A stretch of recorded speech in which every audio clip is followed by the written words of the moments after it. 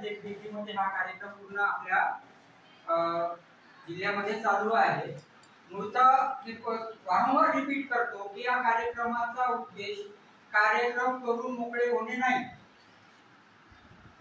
तर जबाबदारीची जाणीव प्रत्येक व्यक्तीला झालं पाहिजे आणि ते जलसाक्षर झाले पाहिजे। काय काय झाले पाहिजे? आता मगाशी सांगितलं साक्षर आणि साक्षर आणि निरक्षर मध्ये काय फरक सांगितलं मी? साक्षर म्हणजे काय? निस्ते अक्षर ओळख म्हणजे साक्षर नाही, तर जागृत नागरिक। आणि जागृती दुसऱ्यापासून होते का? जागृत जेव्हा स्वतः होते तेव्हा तो दुसऱ्याला करू शकतो। आता पाण्याचं सरळ गणित पाहिलं आपण।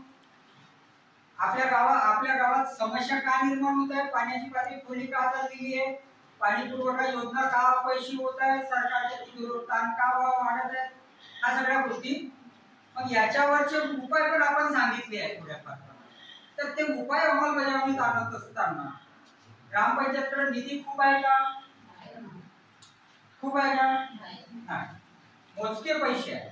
त्यांचा तंतोतंत जर उपयोग करायचा असेल तर आपल्याला ते काटकसरीने वापरावं लागतं। जसं आपण पाणी काटकसरीने म्हटलं वापरा, तसे पैसे पण काटकसरीने वापरायचे।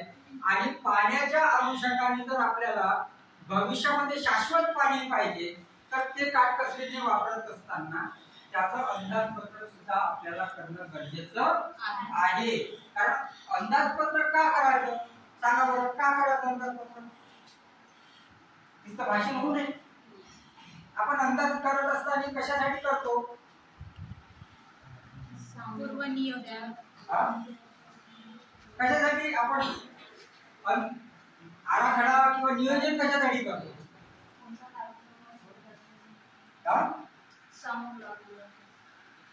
आपण कधीही पुढचा विचार करत असतो ना, भविष्याचा विचार करून वर्तमानात जगताना त्याचा नियोजनात आपण पहिला विचार करतो। तर आपल्याला सुद्धा किती कमीत कमी आराखडा करत असताना, पाण्याचा अंदाज घेत असताना किती दिवसाचा अंदाज घ्यायचा आहे? कमीत कमी अंदाजपत्रक करत असताना आपल्याला 5 वर्ष तर सरांनी सांगितलं हे भविष्याचं झालं, पण किमान वर्षभरात काय काय गोष्टी आपल्याला लागतात? आठवड्याचं बजेट करणारा माणूस आठवड्याचं गणित काढतो, महिन्याचा पगारवाला महिन्याचं काढतो,